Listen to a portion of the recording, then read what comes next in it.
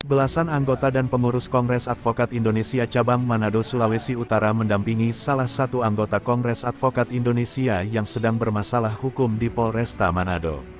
Anggota Kongres Advokat Indonesia tersebut diundang penyidik PPA Polresta Manado untuk klarifikasi laporan warga Minahasa Utara terkait kasus dugaan ruda paksa. Berikut press conference Kongres Advokat Indonesia Manado Sulut di Polresta yang diberikan langsung oleh Reza Sofyan SH sebagai Wakil Ketua Bidang Hukum Dewan Pimpinan Cabang KAI Manado.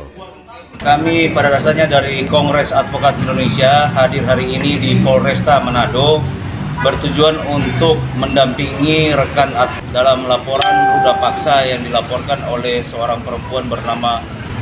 Nah, hari ini kami mendampingi rekan kami advokat ini dalam pemeriksaan tambahan terkait undangan klarifikasi dari Polresta Manado. Nah, sekedar himbauan juga kepada rekan-rekan advokat yang lain bahwa sebagaimana pasal 3 ayat 4 dan 5 di situ dijelaskan bahwa advokat itu harus membela rekan sejawat apabila mendapatkan persoalan-persoalan hukum, termasuk persoalan yang dialami oleh rekan kami saat ini. Nah,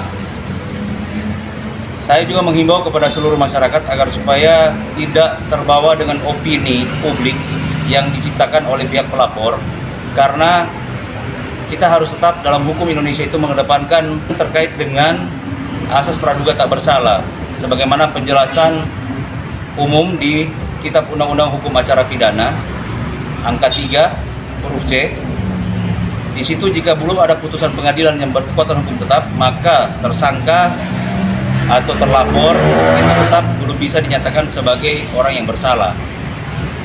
Nah, kami juga sebagai Kongres Advokat Indonesia mendukung Polresta Manado, dalam hal ini penyidik satu institusi hukum yang melakukan proses penegakan hukum, untuk segera dapat mengambil tindakan hukum yang tegas dan jelas. Apabila memang ternyata dua alat bukti yang cukup sudah terpenuhi, tapi apabila tidak, kami juga meminta kepada Polresta Manado untuk segera memberikan kepastian hukum terkait dengan laporan dari orang yang mengaku sebagai saksi korban.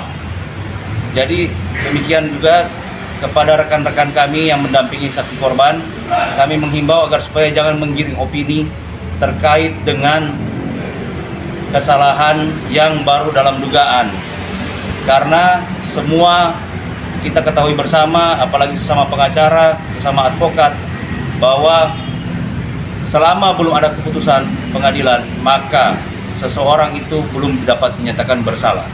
Pelapor ini mengaku sebagai pengacara. Ya, kami juga sudah melakukan penelusuran terkait dengan pengakuan dari pelapor di Dikti itu kami sudah menelusuri, dan ternyata jangankan pengacara, sebagai seorang sarjana hukum saja dia tidak terdaftar di universitas manapun. Jadi kami juga akan nanti kemungkinan besar kami akan membahas secara organisasi, karena selama ini yang kami dengar bahwa dia mengaku sebagai anggota Kongres Advokat Indonesia dan S2 ya, sarjana magister hukum.